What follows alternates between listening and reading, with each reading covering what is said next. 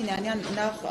իրանահայերի հետ կապված ինչ տեղեկություններ ունեք եւ արդյոք կա որոշակի թվային տվյալ, թե որքան իրանահայ է այս ընթացքում եկել Հայաստան։ Որևէ տվյալ կոնկրետ չունենք, քանիսն են եկել, բայց կարող ենք ասել հետեւյալը. որևէ արտառոց հոսք, այսինքն մարդկային հոսք իրանահայերի դեպի Հայաստան, որը որևէ ձևով տարբերվում է նախորդ ժամանակահատվածների հետ, չունենք։ Այսինքն որպես այդպիսին հայերի փախուստ կամ չգիտեմ ոնց ձևակերպեմ դա, շարժ դեպի Հայաստան չկա, այո։ Այս պահին իհարկե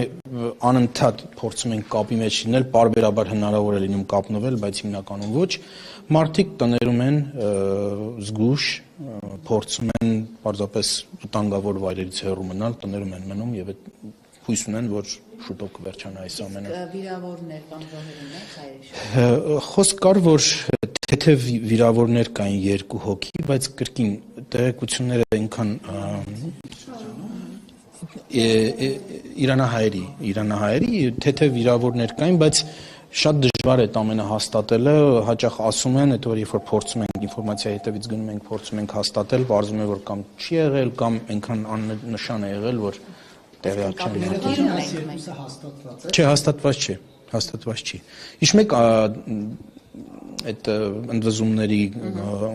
քաղաքական շարժման ընթացքում անընդհատ լուրեր էին պտտվում, թե քանի զոհված հայեր կային եւ այլն, բայց վերջում պարզվեց, փաստորեն այդ ուռճացված թվերը մեղմ ասած իրականությանը չէին համապատասխանում։ Պարոն Սինանյան, քանի որ դուք հաշվետվություն եք ներկայացնում ձեր ոլորտի հետ կապված, մի այսպիսի հարց, քանի վերջի շրջանում մենք հասկացանք Նիկոլ Փաշինյանի հայտարարությունից, որ դուք նաև պետական կառույցի ներկայացուցիչ եք, որ արդեն հրահանգ կա, որ Արցախի հետ կապված որևէ թեմա չպետք է արծարծել, որովհետև դա կարող է հրահրել պատերազմ եւ դա